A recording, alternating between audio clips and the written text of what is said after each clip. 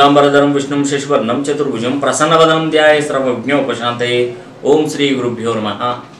रामकृष्ण निहान astro न्यूमरालजी spiritual channel చూస్తున్నటువంటి ప్రేక్షకులకు హృదయపూర్వక ధన్యవాదములు।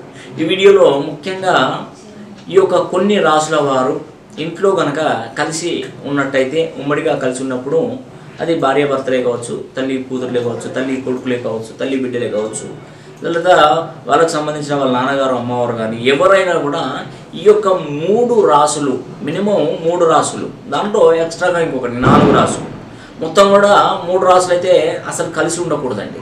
ఇంట్లో కలిసి ఉన్నప్పుడు తగాదాలు, కోర్టు కేసులు, గొడవలు, సంతాన సమస్య, వివాహంలో అయిన తర్వాత చాలా ఇబ్బందులు తలెత్తడం, ఏదైనా కూడా పని చేసినా కూడా అలా అర్ధతంత్రంగా ఆగిపోవడం, ఎప్పుడు ఆ ఇంట్లో ఆర్థిక సమస్యలు ఎక్కువగా ఉండడం, ఇలాంటివన్నీ కూడా జరుగుతాయి। మరి ఆ రాశులు ఏంటి?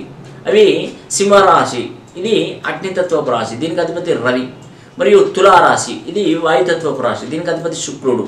వృషభ రాశి, ఇది భూతత్వపు రాశి, దీనికి అధిపతి శుక్రుడు। మరియు కుంభరాశి, ఇది వాయుతత్వపు రాశి, దీనికి అధిపతి శని। ఈ యొక్క 4 రాశులు కనుక ఇంట్లో కలిసి ఉన్నప్పుడు అనేక రకమైన సమస్యలతో, ఇబ్బందులతో బాధపడతారని కూడా మీకు తెలియజేస్తున్నాను।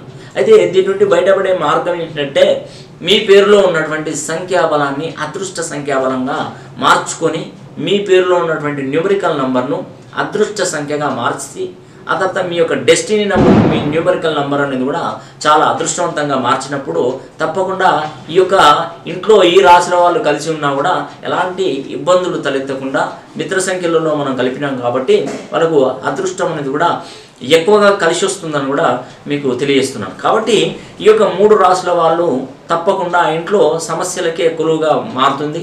సింహరాశి, తులారాశి, వృషభ రాశి, కుంభరాశి, ఈ యొక్క 4 రాశులు కూడా కలిసి ఉండకూడదు।